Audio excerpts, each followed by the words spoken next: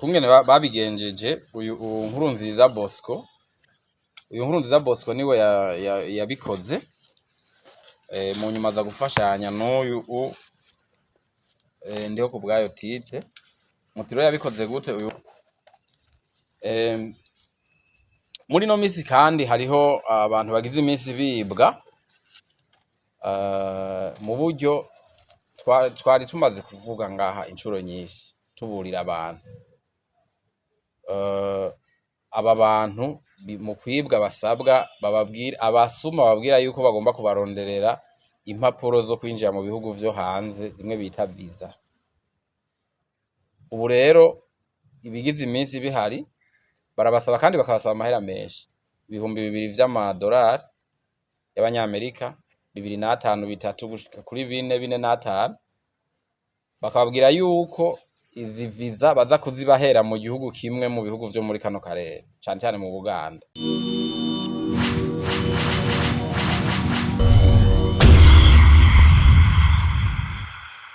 Nkurunziza Bosco na ndiho ku bwayo Tite basanzwe ari abanyororo bafungiwe mwibohero ry'Igitega, mwibohero rikuru ry'Igitega.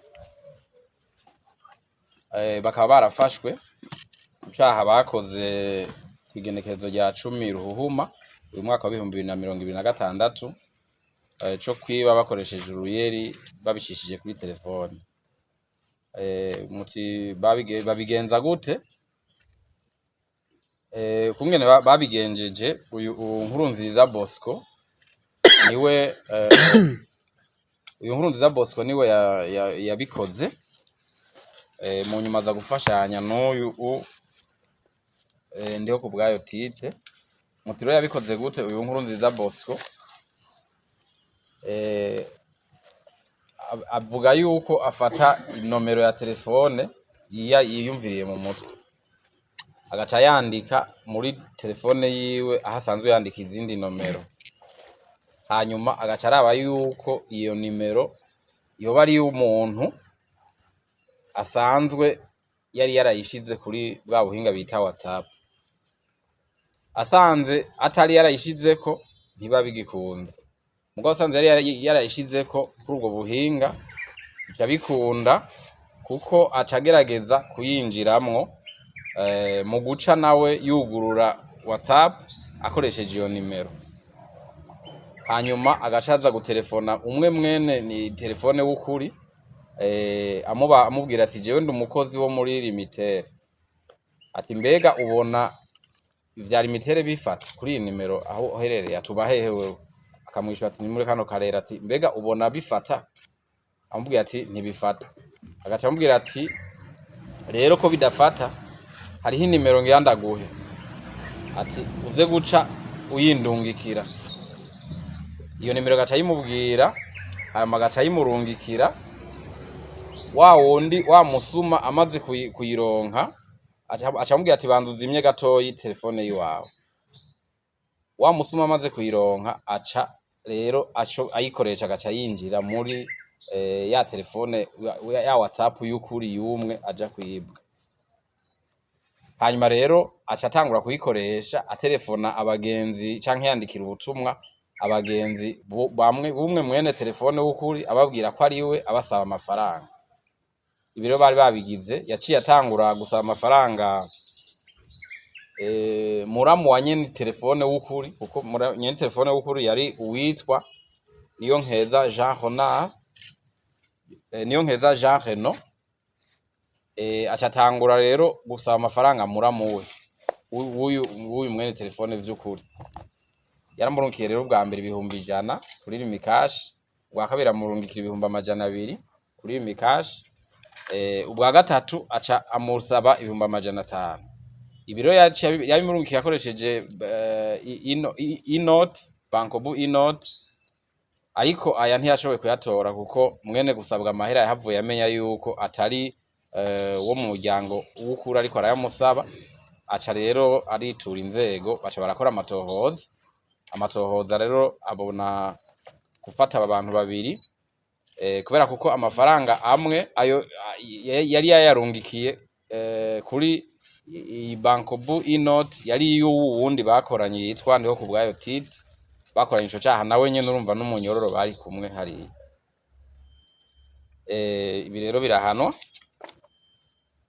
ubusuma burahanwa n'ingingo z'amajana 315, 38 n'ingingo ya 38 vy'igitabo mpanavyaha zihana ubu busuma bakoresha amatelefone bakiba abantu ku ruyeri. Aha rero nibaza yuko abantu benshi baramaze kumva ubutumwa nk'ubwo bw'abantu babatelefona bababwira yuko ari abakozi bo muri limitere, bababaza ivya telefone zabo kuntu zifashe, mu nyuma bagashaka barungikira inimero bakababwira bati cumbwira iyo nimero ndaguhaye muzoce menya ko rero mugira mwibwe. Ubu ni bumwe mu busuma bukorwa hakoreshejwe ubu buhinga bwa none cyane cyane ibica kuri telefone. Aba rero dosiye yabo urumva bari basanzwe bapfunzwe kandi bari bafungiwe ivyaha bikomeye, kuko uyu wa mbere Nkurunziza Bosco yafashwe mu 2015 yagirizwa kuja mu mihari yitwaje inkoho no kubitunga ibigwanisho, yaciriwe imyaka 30, urumva ntiyari bwayiheze. Uwagira kabiri nawe yagirijwe kwica umuntu, nawe yaciriwe imyaka 20, urumva bari basanzwe bafunze. Ni ukuvuga ko bahaca biyongera ko rero ibihano bindi bishasha bijanye n'ibi vyaha vyo kwiba bakoresheje uruyeri.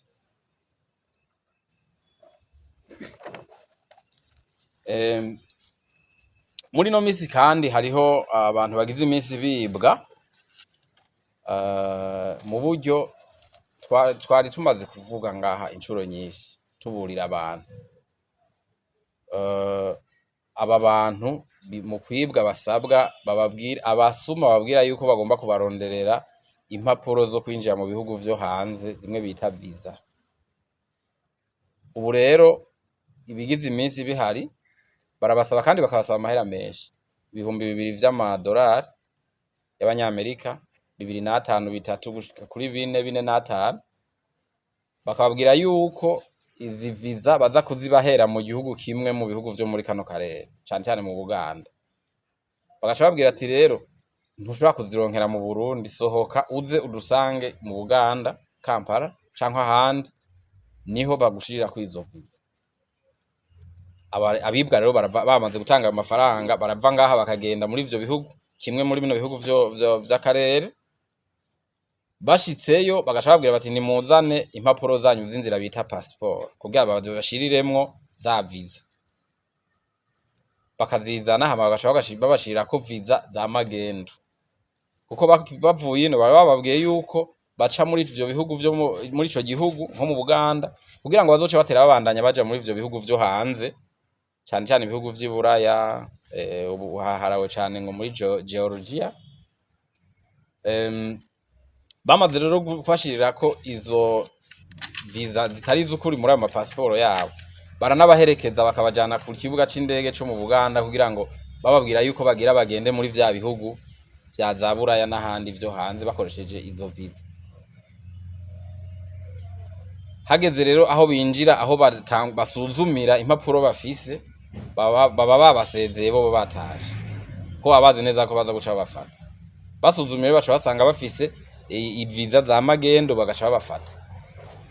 Babafashe bamwe bumva bari babahererekeje, babereka bati mwebwe ni mubandanye ngaha, baca biruka ko babazi neza ko nabaca bafata. Nego hariho abakurikiranwa bagatinda bagafatwa no muri abo bantu, mugurumva abo bantu baca bafatwa ko bariko bakoresha impapuro za magendo, amaviza atari. Ivyo rero biraharawe biribonekeza muri no misi. Aha dushaka kubwira gusubira kuburira abantu ko ibisi rya mbere tubivuze. Impapuro impapuro bita visa ziha uburenganzira abarundi kuja mu bindi bihugu vyo hanze, cyane cyane za Burayi. Nta na rimwe ushobora guha amafaranga wundi muntu ngo ayikuzanire visa, ntibibaho. Kuko visa mubwira bayitange hariho amakanda bagufata, hari ahantu ushira intoki bagufata amakanda, ifoto bakagufata ifoto bonyene bifati tari warungikiye. Ivyo bintu ukazobona umuntu akubwiye yuko umuha amafaranga ngo agiye kukuzanira visa yikuzanire, uzocumenya yuko wibwe. uzoca ko wibwe. Nko muri Buraya ca ibihugu vyinshi vyo mu vy'Iburaya murazi yuko kugira uronke ico kintu bita visa co kwinjirayo cane cane bimwe bita visa Schengen, murazi ko utegerezwa guca ngaha muri ambassade y'Ububirigi ngaha i Bujumbura, utishikiye wowe wenyene ngo bagufotore bagufata amakanda wewe uyikeneye, nta muntu n'umwe ushobora gutuma ngo agenda bigukorere bayiguhe. Abantu rero baza babesha ko bashobora kubaha amaviza mutigeze mugenda ngo babafotore babafata amakanda, bamenye neza ko bariko baribwa, kandi muri no minsi bariko baribwa cyane. Uturere n'uturero tumwe tubiri tuvuze, muga murazi ko muri no minsi hari busuma bwinshi bukoreshwa ubu buhinga bugezweho, kandi bica ku matelefone, baragutelefona bakakwandikira message bakubwira yuko ibi nibi ubikoze ugaca usanga uribwa.